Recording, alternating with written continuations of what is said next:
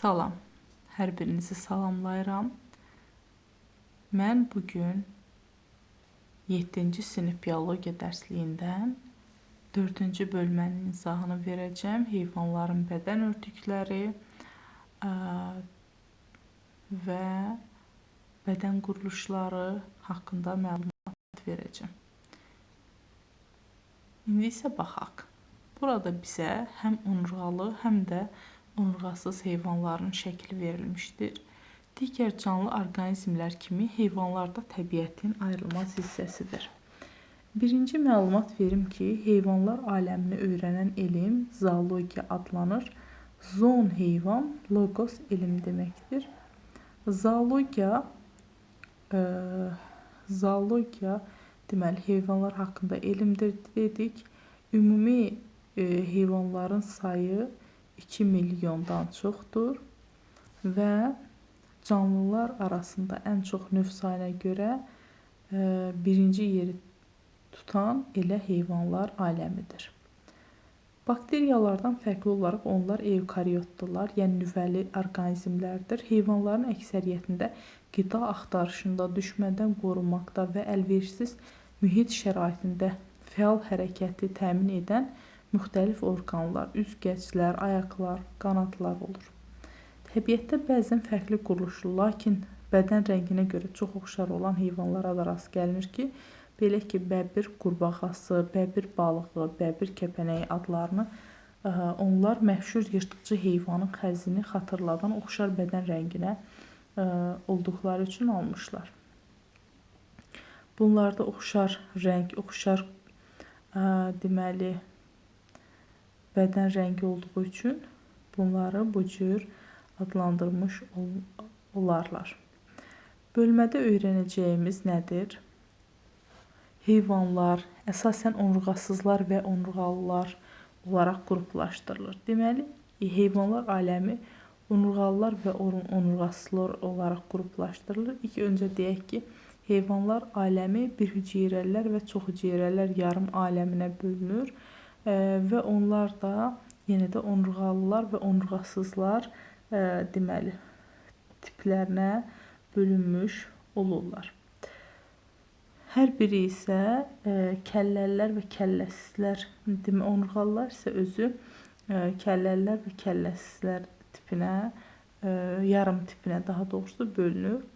Onurğalı heyvanların əksəriyyətinin bədəni baş, boyun, gövdə, quyruq və ətraflardan ibarətdir. Heyvanları, deməli, onurğalı heyvanlar üzgəc, quyruq və ön və arxa ətrafların köməyi ilə hərəkət edirlər. Onurğalı heyvanların bədəni xaricdən pulcuq, lələk, tüklərlə örtülüdür. Çılpaq bədənə malik olanlar da vardır. Onurğasız heyvanların əksəriyyətinin bədəni baş, döş, qarıncıq və bir neçə ətraflardan ibarətdir. Əksər onurğasız heyvanların qanadları olduğu üçün onlar uça bilirlər. İndi isə keçək növbəti səhifəyə. Burada bizə onurğalı heyvanların xarici bədən örtükləri verilmişdir. Yer kürəsinin heyvanlar aləmi çox müxtəlifdir. Sadə və mürəkkəb quruluşlu, bir-birinə bənzər və tamamilə fərqli heyvanlar olur. Bu çox şəkilliyə aid etmək üçün heyvanları müxtəlif qruplarda birləşdiririk.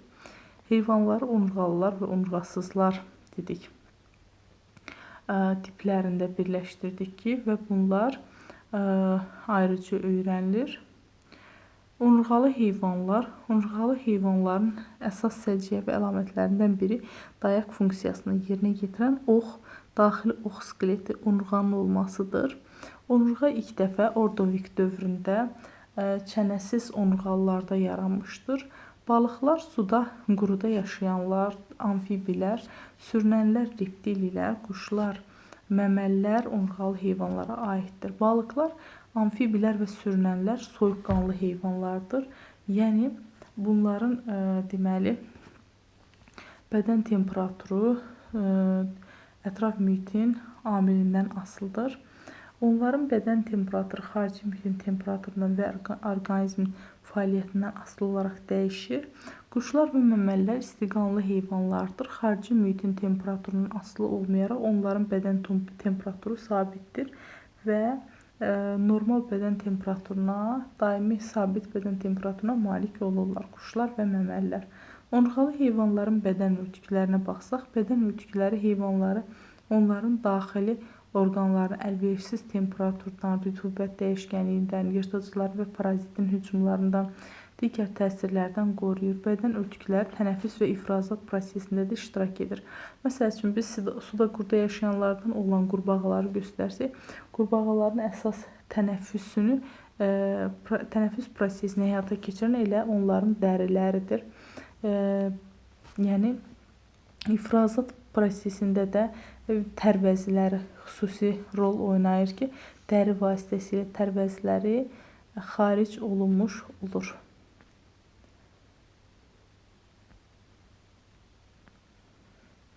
Heyvanların bədən örtükləri burada quruluşu əhəmiyyətli dərəcədə onların yaşadıkları mühitdən asılı olur. Yəni, yaşayış mühitindən asılı olaraq bədən örtükləri də dəyişə bilir. Bədən örtüklərində vəzlər ola bilər. Məməllərin dərisində vəzlərin müxtəlifliyi çoxdur.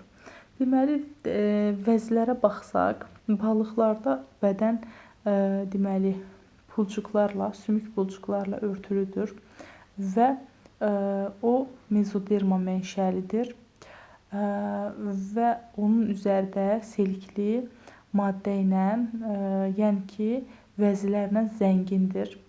O da balığa sürüşkənlik verir, suda hərəkətini asanlaşdırır, sürtünmə olmur və daha sonra balıqların, daha sonra baxsaq, burada balıqların, pulcuqların quruluşu verilmişdir. Balıqlardan sonra suda qurda yaşayanlara baxsaq, suda qurda yaşayanların bədəni çılpaqdır. Yəni, amfibilərin bədəni çılpaqdır. Heç bir dəri törəməsi ilə örtülməmişdir. Və onların bədəni deməli, vəzilərlə, selik ifraz edən vəzilərlə zəngindir. Və selik ifraz edən vəzilər bədəni qurumaqdan qoruyur və tənəffüs prosesinin çoxunu elə həmən vəzilər həyata keçirmiş olurlar. Balıqların əksəriyyətinin dərisi pulcuqlarla örtülü olur və dəridə selik ifraz edən vəzilər vardır. Amfibilərin xarici bədən örtüyü çılpaq nəmdir dedik. Amfibi, yəni qurbağalar, suda qurda yaşayanlar. Dəri selik ifraz edən çoxlu vəzlər vardır. Burada vəzlərin ifraz etdiyi selik orqanizmi qurumaqdan, zərərli mikroorqanizmlərdən qoruyur. Daha uzun müddət quruda yaşayan quru qurbağaların dərisi qismən buynuzlaşır və su itkisinin qarşısı alınır. Deməli, daha çox bunlarda quru qurbağalarında dəri qismən buynuzlaşır və su itkisi deməli qarşısı alınır. Quru qurbağası və göl qurbağasına baxsaq, elə onların dərisinin quruluşundan başa düşmək olar. Sürünənlərin dərisi qurudur, üzəri qərniləşmiş, buynuzlaşmış pulcuqlarla örtülüdür. Bunların pulcuqları ektoderma mənşəlidir. Bu, onları mexaniki təsirlərdən, zədələrdən, su itkisindən qoruyur. Sürünənlərin nümayəndəsi olan tısbağanın bədəni üstdən və altdan sümükləşmiş çanaq ilə əhatə olunmuşdur və sürünənlərin bədənində vəzilər yoxdur, bədən qurudur və dedik, qərniləşmiş, buynuzlaşmış pulcuqlarla örtülüdür. Sürünənlərin nümayəndələri timsah, kərtənkələ, ilan, tısbağa, bu kimi deməli canlılar sürünənlərə aid edilir. Daha sonra burada baxsaq, quşların dərisi quru və buynuz maddəli lələklərlə örtülü olur. Deməli, buynuz maddəlidirsə, bu da yenə ektoderma mənşəlidir. Lələklər bədəndə müəyyən qaydada yerləşir. Quşların əksəriyyətində yeganə dəri vəzisi pi ifraz edən büzdün vəzidir. Bu vəzi su quşlarında daha yaxşı inkişaf etmiş olur. Quş dimdiyi ilə vəzini sıxaraq yağlı mayeni çıxarır və lələklərinə sürtür. Nəticədə onlar su keçirmir. Quşların qanatlarına baxsaq, belə daha doğrusu lələklərinə baxsaq, qanat lələkləri simmetrik deyil. Quyruq lələkləri simmetrikdir bir-birinə.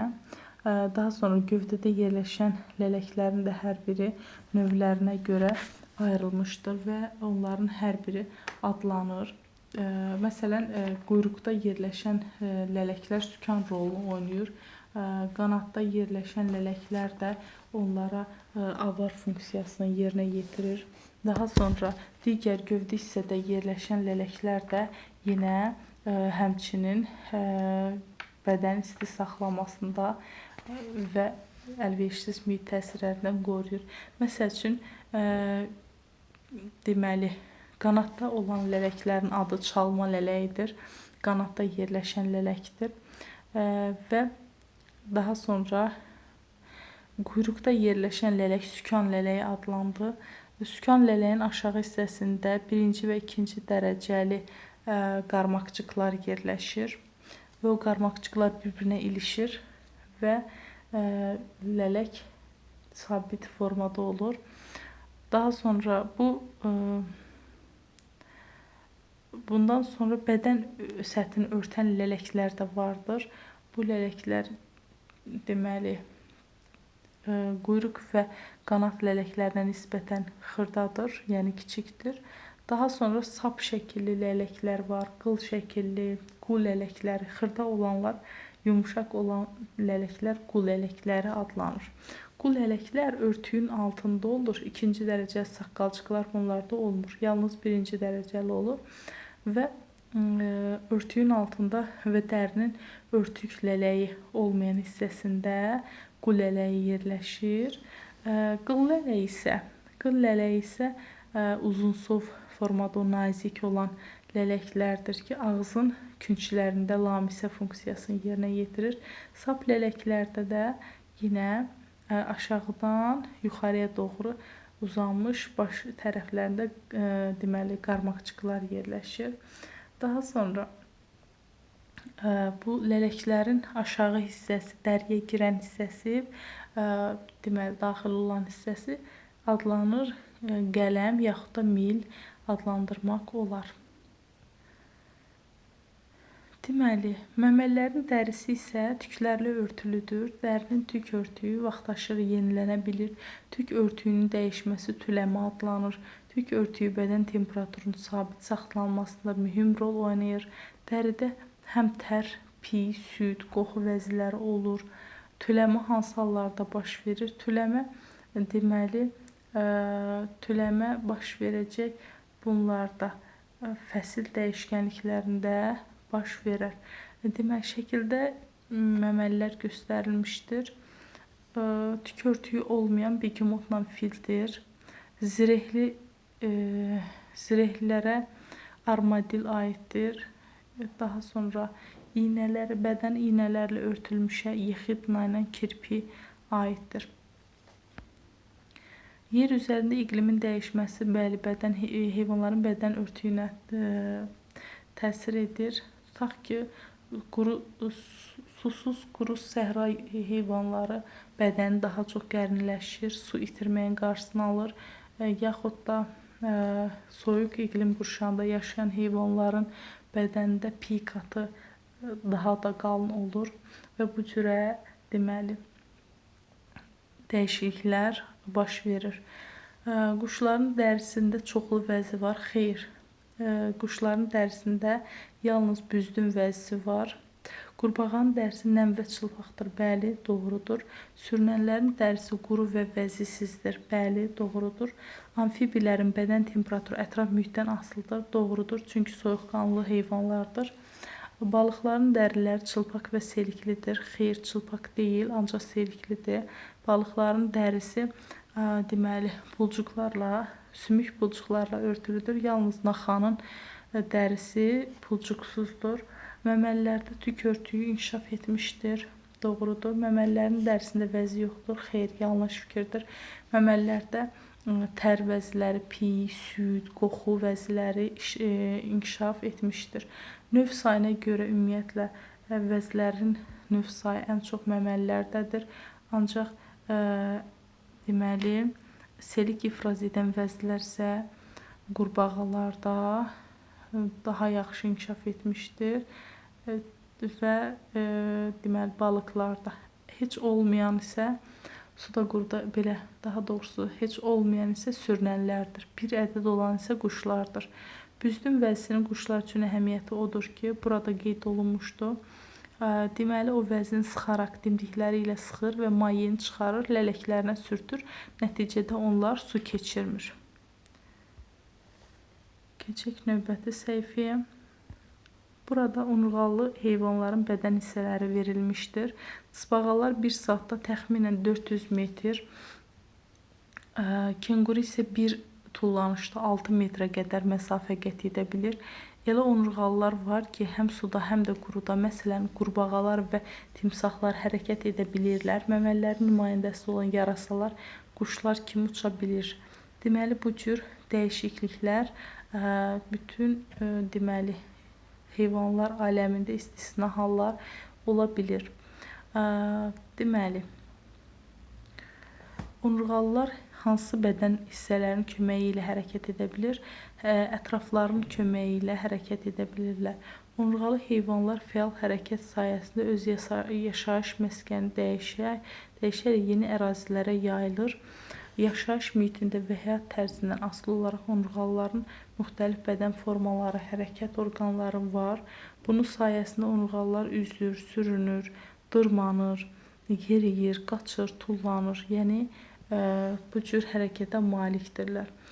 Məsəl üçün, balıqlar üzgəçlərin köməyi ilə deməli üzür. Pinqvinlər yenə suda üzə bilirlər. Deməli, qanatlarının köməyi ilə pinqvinlərdə qanat yaxşı inkişaf etməmişdir və pinqvinlər uça bilmirlər.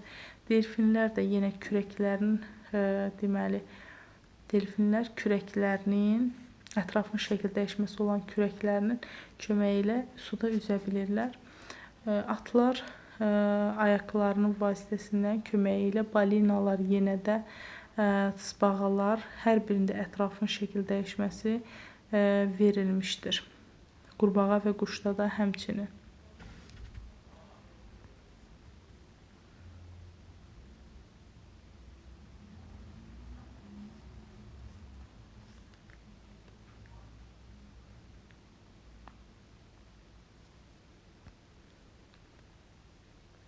Burada balığın bədən quruluşu verilib. Balıq uzunsov bədən formalı olan balıqların bədəni baş, gövdə və quyruq hissələrindən ibarətdir. Balıqların üzgəçlərinin köməyi ilə hərəkət edir. Balıqların irəli hərəkətinə əsas rolu quyruq üzgəci oynayır. Balıqlar suyun dibinə enərkən və ya səthinə qalxarkən suda müvazinət saxlamaq üçün cüt döş və cüt qarın üzgəçlərindən istifadə edirlər. Tək anal və bel üzgəci bədəndə dayanıqlıq verir. Üzgəclər ümumiyyətlə xanı balığında tək üzgəclər və cüt üzgəclər vardır. Tək üzgəclərə aiddir 2 bel üzgəci, 1 quyruq üzgəci, 1 anal üzgəci. Cüt üzgəcləri isə döş və qarın üzgəclərə aiddir. Cəmi 8 üzgəci vardır. 4-ü təkdir, 4-ü cütdür. Və burada verilmişdir digər amfibilərin də quruluşu. Amfibilərin quruluşuna keçməzdən əvvəl mən sizə deyəcəm nəyi, deməli, daha doğrusu balıqların skeleti haqqında məlumat verəcəm. Balıqların skeleti dedik 3 hissəyə, kəllə, onurğa və üzgəclərin skeletinə ayrılır. Kəllə skeleti beyin qutusu və visceral hissədən təşkil olunmuşdur. Onurğa sütunu skeletin əsasını təşkil edir. Onurğada 38-42 fəqərə vardır. Gövdə və quyruq şöbələrinə ayrılır onurğa. Gövdə skeleti onurğadan və qabırğalardan təşkil olunmuşdur. Onurğa isə gövdə və quyruq fəqərələrindən təşkil olunmuşdur. Hər bir fəqərə cisimdən üst və alt çıxıntılarından ibarətdir.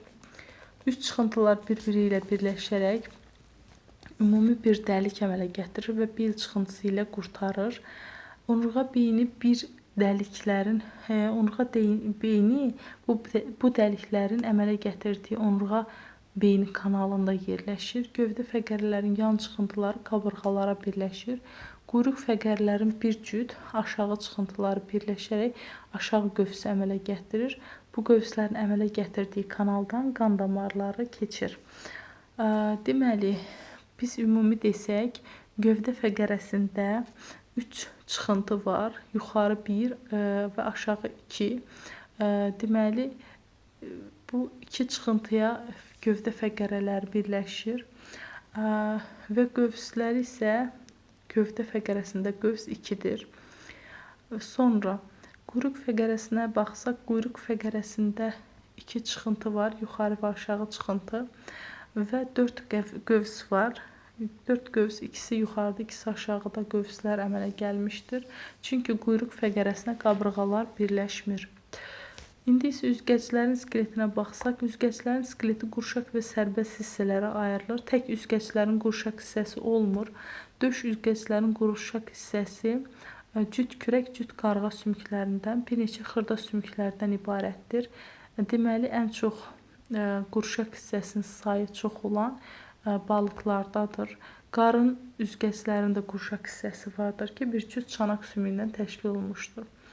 Üzgəclərin sərbəst hissəsi uzunsov üzgəc şüalarından ibarətdir. Balıqların əzələsi də vardır. Əzələləri xanı balığının dərisinin altında sümüklərlə birləşən enlizolaqlı əzələlər vardır ki, müəyyən əzələ qrupları, çənələri, qəlsəmə qapaqlarını, üzgəcləri hərəkətə gətirir. Balıqlarda adətən bel və quyruq əzələləri daha güclüdür. Çünki hərəkətə xidmət edir. Daxili orqanlarında da əzələlər var ki, onlar isə saya əzələlər adlanır. İndi isə amfibilərin, yəni suda, quruda yaşayanların quruluşuna baxsaq, onlar həm suda yaşayır, həm də quruda. Onların bədəni baş, gövdə və ətraflardan təşkil olunmuşdur. Göl qurbağası ətrafı ün ətraflarının daha uzun olduğuna görə sıçrayışla hərəkət edə bilirlər. Arxa ətrafların barmaqları arasında üzmə pərdəsi olur. Ümumiyyətlə baxsaq, bunların ön ətrafında, bir ətrafında 4 barmaq, arxa ətrafında isə 5 barmaq yerləşir. Arxa ətraf arasında üzmə pərdəsi olur, yəni bir ayaqda olur 4 ədəd, ikisində 8-dir isə qurbağalarda 8 neçə üzmə pərdəsi var, deyəcəyik 8 üzmə pərdəsi vardır. Daha sonra arxa ətraflar ön ətraflarına nisbətən uzundur, çünki sıçrayışla hərəkət edirlər. Daha sonra onların bədən quruluşlarına baxsaq, dedik ki, baş, gövdə və ətrafların skeletindən ibarətdir. Balıqlardan fərqli olaraq onların başı bədənə hərəkətli birləşir, çünki artıq bunlarda bir ədəd boyun fəqərəsi vardır. Başda ağız, bir cüt göz, üst və alt göz qapaqları, qırpma pərdəsi ilə qorunan bir cüt burun dəliyi də vardır. Artıq bunlarda qırpma pərdəsi də ümumiyyətlə göz qapaqları ilk dəfə qurbağalarda yaranıb. Çünki balıqlarda göz qapağı olmur. 3 cütdür göz qapaqları və başında bir cüt burun dəliyi də yerləşir. Daha sonra bir cüt qulaq dəliyi də vardır. Qulaq özü orta və daxili qulaqdan ibarətdir. İlk dəfə bunlarda orta qulaq və təbil pərdəsi inkişaf etmişdir. Balıqlarda isə yalnız daxili qulaqdır. Daha sonra üzəri təbil pərdəsi ilə örtülü olur qulağın. Erkəklərdə eşitmə dəliyindən arxada gürültü səslərini gücləndirən rezonatorlar olur ki, bu da bir cütdür. Dişilərdə rezonator olmur.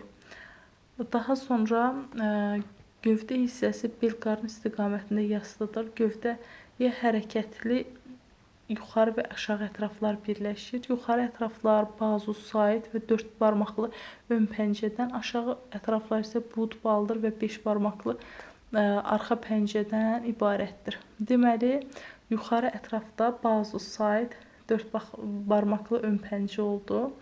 Aşağı ətrafda isə bud, baldır və 5 barmaqlı pəncə, arxa pəncə yerləşir. Aşağı ətrafın barmaqları arasında dedik, üzmə pərdəsi var, 8 ədəddir. Dərisi çılpaq olur, selik vəzlər vardır. Selik dərini daim nəm saxlayır. Arxa ətrafın dedik, əzələsi daha yaxşı inkişaf edib və üzmədə də arxa ətrafın ətrafı rol oynayır. Bunların skeletinə baxsaq, skelet 3 hissəyə bölünür. Kəllə, gövdə, onurğa, daha doğrusu kəllə, onurğa və ətraflarının skeletinə. Sonra döş sümüyü ilk dəfə bunlarda yaranıb, ancaq döş sümüyü çiyin qurşağına aiddir. Çin qurşağı 7-dir. Növ sayına görə ən çox elə bunlardadır. Kəllə beyin qutusundan visceral skeletdən təşkil olmuşdur. Onurğa sütunu bir boyun, 7 gövdə, bir oma və bir buyruq sümüyündən təşkil olunmuşdur. Əgər sümük desə 10 ədəd götürəcəyik, fəqərə desə 9 ədəd. Çünki quyruq fəqərəsi deyil, bu sümükləşib sümüyə çevrilmişdir. Boyunda bir dedik, gövdədə 7, omada deməli bir fəqərə oldu.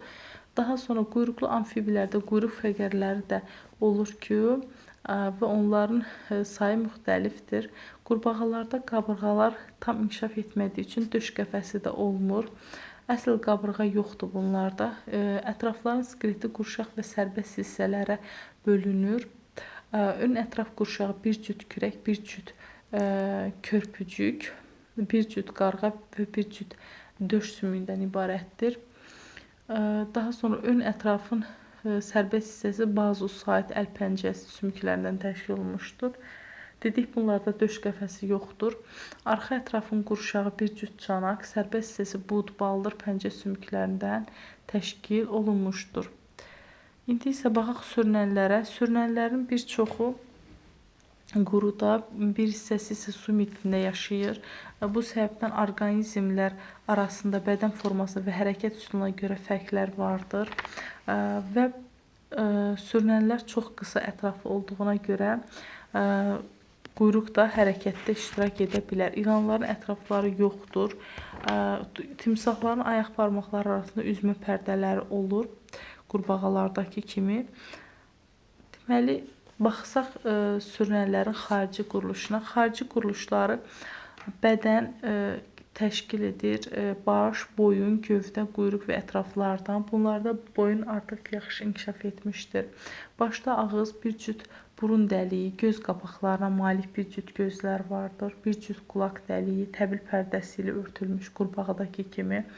Ətrafları 5 barmaqlı olur, caynaqlara malikdir. Ön və arxa ətrafının hər ikisi 5 barmaqlıdır. Dərisi quru vəzisizdir. Buynuz pulcuqlarla örtülüdür dərisi. Kərtənkələ böyüdükcə köhnə dərisini dəyişir və vaxtaşırı dəyişir, yenisi ilə əvəz olunur. Boyunları çox hərəkətlidir. Caynaqları vardır. Dərinin quru olması bunlarda artıq su buxarlanmasının qarşısını alır. Skeleti kəllə, gövdə və ətraflara bölünür. Kəllənin skeleti beyin qutusu və visceral hissədən ibarətdir. Gövdənin skeleti onurğa, döş qəfəsinin sümüklərindən təşkil olunmuşdur. Onurğa 5 şöbədən ibarətdir. Boyun, döş, bel, oma, quyruq şöbələrinə bölünür. Boyun şöbəsində 8 fəqərə vardır. Döş və bel fəqərlərinə qabırğalar birləşir. Bel şöbəsinə birləşmiş qarın qabırğaları sərbəstdir. Döş sümüyünə birləşmir. Döş qəfəsi var. İlan və tısbağalarda isə döş qəfəsi olmur. İlan və tısbağalarda dedik olmur. İlk dəfə bunlarda döş qəfəsi yaranıb. Yəni sürünənlərdə ilk dəfə döş qəfəsi yaranıb. Dedik, ətraflarda nədir? 5 barmaqlıdır. Əzələləri isə əzələləri yaxşı inkişaf etmişdir. Döş qəfəsi olduğuna görə qabırğa arası əzələlərə də malik canlılardır. İlanlar əzəllərini yığıb boşaldaraq sürünürlər, hərəkət edirlər. Timsahlar, büqələmunlar, iguana, quru tısbağalar ətrafların köməyi ilə hərəkət edirlər. Dəniz tısbağası isə kürək şəkli ətraflar vasitəsilə üzür. İndi isə quşlara baxaq. Quşlar uçan onurğalılara aiddir. Quşların bədəni baş, boyun, gövdə və quyruq ətraflara bölünür. Uçmaqla əlaqədar olaraq quşların ön ətrafları qanada çevrilib. Pingvin, dəvə quşu kimi bəzi quşlar uça bilmir. Quşların uçuşunda qanadlar və quyruq hissədə olan iri lələklər mühüm rol oynayır. Quyruq lələklərinin köməyi ilə quş uçuşunu istiqamətləndirir və yerə inərkən sürətini tənzimləyir. Baş, boyun, qanad, gövdə, quyruq hissələrdən təşkil olunur. Dedik ki, deməli, göyərçin misalında biz danışacağıq. Skeleti kəllə, gövdə və ətrafların skeletinə ayrılır. Kəllə skeleti beyin qutusu və dimdik çənə skeletindən təşkil olunmuşdur. Gövdənin skeleti onurğa sütunu və döş qəfəsindən ibarətdir. Onurğa boyun, döş, bel, oma və quyruq şöbələrindən bölünür. Göyərçində 14 boyun fəqərəsi olur. Deməli, bunların boyunu çox hərəkətlidir. Döş qəfəsi onurğanın döş şöbəsi, qabırğalar və döş sümüyünü əmələ gətirir. Döş sümüyünün üzəri döş tili. Döş sümüyünün üzərində isə döş tili olur. Ətrafların skeletinə baxsaq, qurşaq və sərbəst hissələrdən ibarətdir. Ön ətrafın qurşaq hissəsinə çiyin qurşağı, bir cüt qarğa, bir cüt kürək, bir cüt körpücük. Deməli, 6 sümükdən təşkil olunur. Körpücük sümükləri aşağı hissədən birləşir, çəngəl şəklini almışdır. Quş qanatlarını aşağı indirəndə çəngəl sümüyü amortizator rolunu oynayır. Ön ətrafın sərbəst hissəsini qanat, bazusaid və pəncə sümüklərindən təşkil olunub. Ön pəncədə 3 barmaq olur. Çanaq qurşağı bir cüt çanaq sümüyündən ibarətdir. Çanaq sümüyü 3 sümüyün, qalça, qasıq və oturaq sümüklərin birləşməsindən əmələ gəlmişdir. Arxa ətrafın sərbəst hissəsi bud, baldır, qamış, pəncə, lüləsi barmaqlardan ibarətdir. Quşların çoxsunun ayağında 4 barmaq olur və caynaqlar da olur. Ona görə 8 caynaq vardır deyə bilərik. Bunlardan döş tili hansında olmur? Döş tili olmur yarasalarda, köstəbəklərdə, yarasalarda daha doğrusu olur. Döş tili məməlilərdən yarasalarda olur. Köstəbəklərdə və quşlarda döş tili vardır. Daha sonra onurğa dedik 5 şöbəyə bölünür. Boyun, döş, bel, oma, quyruq şöbələrindən təşkil olunmuşdur. Deməli, boyun ən çox fəqəri sayına malikdir. Qabırğalar, deməli, qabırğaları da vardır, qabırğalara malikdir. Quyruğun son fəqərəsi büzdüm sümüyüdür. Daha sonra pəncə lüləsinə malikdirlər bunlar. Üzərində pulcuqlar olur. Buynuz mənşəlidir. Dərin üst qatından əmələ gəlir. Dəvə quşunda isə döş tili yoxdur. Çünki uça bilmir. Bunların əzələsinə baxsaq, əzəllər uçmaqla əlaqədar cüt döş əzəlləri yaxşı inkişaf etmişdir. Bu əzəllərin kütləsi bədəndə olan digər əzəllərin ümumi kütləsinə bərabərdir. Məsəl üçün, bədən özü tutaq ki 2 kiloqramdırsa, yarısı döş əzələsinin payına düşür. Döş əzəllərin əsas vəzifəsi qanatları sürətlə aşağı salmaqdan ibarətdir. Bunlardan nisbətən zəif olan körpücük altı əzəllər qanatların qaldırılmasına xidmət edir. Döş əzəllərinin altında yerləşir bu körpücük altı əzəllər. Qabırğa arası əzəllər tənəffüs zamanı döş qəfəsinin həcminin dəyişməsini təmin edir. Uça bilməyən quşlarda ayaq əzəlləri xüsusilə güclü inkişaf edir. Çünki uça bilməyən quşlar qaça bilirlər. Güclü qaça bilirlər. Məsəl üçün, dəvə quşu sürətli qaçışa malikdir. İndi isə məməlilərə baxaq. Məməlilərin bədəni baş, boyun, gövdə, ətraflar və quyruq hissədən ibarətdir və bəzi məməlilərin ətrafları pəncə, bəzilərinki qanad, bəzilərinki üzgəc və ya kürək şəkillidir. Yəni ətraf şəkil dəyişməsi vardır. Ətrafların əsas funksiyası dayaq və hərəkəti təmin etməkdir. Bəzi məməlilər ətrafların köməyi ilə qida əldə etmək, torpaq qazmaq, əşyalar tutmaq, daşımaq və düşmənlərdən müdafiə olmaq kimi digər funksiyaları da yerinə yetirir. Biz məməlilərin quruluşunu itlərin misalında, ev itinin misalında öyrənirik. Deməli, bunlarda dedik, dəri piy vəzləri ilə zəngindir. Dəridə 4 növ vəzi vardır. Daha doğrusu, dəri vəzlərlə zəngindir, vəzilərlə.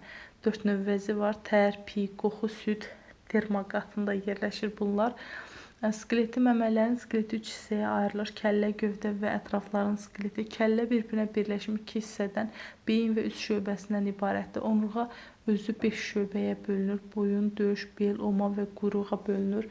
Boyun fəqərələrinin sayı əksər məməlilərdə 7 ədəddir. Onurğanın döş fəqərələrinə qabırğalar birləşir. Qabırğalar öndə döş sümüyü ilə birləşərək döş qəfəsinə əmələ gətirir. Yarasalar və köstəbəklərdə döş sümüyü üzərində döş tili də yerləşir. Bu isə onların yaşayış şəraitindən asılıdır. Deməli, Daha sonra məməlilərin ətrafları qurşaq və sərbəst hissələrə bölünür. İtdə çiyin qurşağı bir cüt kürək sümüyündən ibarətdir. Yarasa və primatların çiyin qurşağı bir cüt kürək və bir cüt körpücük sümükləri. İlk məməlilərin çiyin qurşağında isə bir cüt kürək, bir cüt körpücük və bir cüt qarğa sümükləri də olur. Sürünənlərlə oxşarlıqdır bu. Ön ətrafların sərbəst hissəsi bazus, sait, mil və dirsək sümükləri və ön pəncə sümüklərindən təşkil olunmuşdur. Yırtıcı, tək dırnaqlı, cüt dırnaqlı xortumların çiyin qurşağında isə yalnız bir növ sümük olur ki, o da kürək sümükləridir. Qunduzun quyruğunda pulcuq var və kələzlə oxşarlıqlarıdır. Bunu da qeyd edeyim. Burada yadda qalsın. İndi isə çanaq qurşağına baxsaq, çanaq qurşağı bir cüt çanaq sümüyündən ibarətdir. Arxa ətrafın sərbəst hissəsinə bud, baldır və deməli bud, baldır özü qamış və incik sümüklərindən, arxa pəncə sümüklərindən təşkil olunmuşdur. Əzələləri ev itinin əzələsini ən çox yaxşı inkişaf edən çənə, bel və ətrafların əzələləridir. Bunlar daha yaxşı inkişaf etmişdir. Daha sonra dedik ki, bu cürdür heyvanların quruluşu. Əksər məməlilərin ətrafları sürünənlərdən fərqli olaraq daha uzundur və bədənin yanlarında deyil, altında yerləşir. Bunun üstünlüyü onların sürətlə qaçmasına və hərəkət etməsinə xidmət etməsidir. Deməli, belə. Sonra onurğalı heyvanlarda baxsaq yaşayış mühiti. Yaşayış mühiti, məsəl üçün, amfibilər su heyvanlardır. Suda da yaşayır, quruda da. Həm suda, həm quruda yaşayırlar. Daha sonra balıqlar su heyvanlardır. Məməlilər su və quru heyvanlardır. Yəni, suda yaşayan və quruda yaşayan nümayəndələr də vardır. Daha sonra quşlar quruda yaşayanlardır, quru heyvanlardır. Suya baş vuranlar da vardır. Daha sonra sürünənlərdə də yenə suda və quruda yaşayanlar vardır. Sonra balina və yarasa məməlilərin, ilan və tısbağa sürünənlərin, pinqvin quşların digər nümayəndələri nə ilə fərqlənir? Balina və yarasa məməlilərin ətraflarının quruluşuna görə fərqlənir. Balinada ətraflar üzgəclərə çevrilmişdir. Yarasada isə qanada. İlan və tısbağada isə döş qəfəsində döş sümüyü yoxdur. Daha sonra pinqvin quşların digər nümayəndələrindən nə fərqlənir? Uça bilmir. Sual işarəsinin yerinə uyğun gələn ifadəni müəyyən edin. Balıq, üzgəc, balıqların üzgəci vardır. Amfibilərin isə ətrafları vardır. Onların da deməli, üzməyə xidmət edən barmaqlarının arasında pərdələri var, üzmə pərdələri. Quru tısbağasında ətraflar vardır. Dəniz tısbağasında da yenə onlar çevrilmişdir. Deməli, üzməklə əlaqədar olaraq pərlərə çevrilir. Baxaq əvvəlki mövzuya. Tısbağanın ətrafına baxsaz görərsiniz. Yenə kürəyə çevrilir də, yəni kürək formasında olur. Ətrafları üzməklə əlaqədar olaraq kürəyə çevrilmişdir. Burada dəniz tısbağasına baxsaq, kürək şəkilli ətrafları ilə üzür. Sonra qağayı, qanadlı, pələngdə ətraflarda, sürünənlərdə pulcuqdur, məməlilərdə tükörtüydür. Quşda baş, boyun, gövdə ətraflar, balıqda da yenə gövdə və quyruq hissədən ibarətdir. Baş, gövdə, quyruq. Daha sonra məməlilərdə ətraflar bədənin altında, sürünənlərdə isə yanlarında yerləşir. Bu cürə qeyd etmək olar.